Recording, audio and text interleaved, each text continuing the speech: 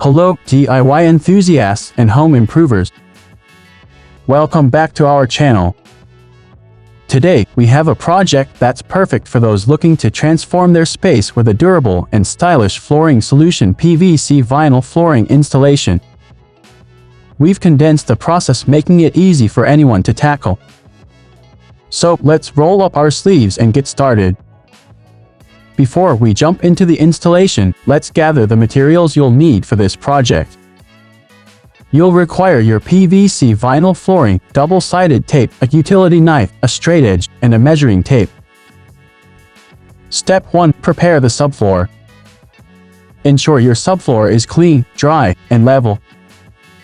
Remove any debris, dust, or old adhesive. If there are uneven areas, use a self-leveling compound to create a smooth surface.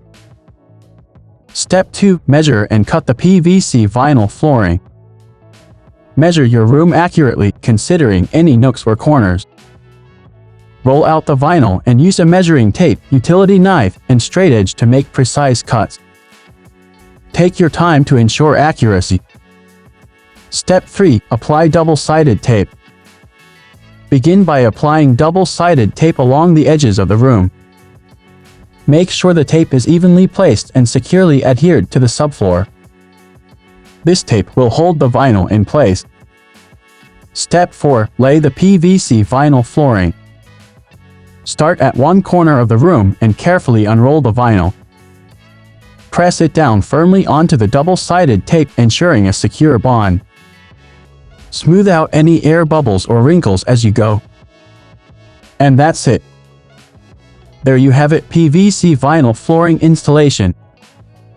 It's a straightforward DIY project that can give your space a fresh look and feel.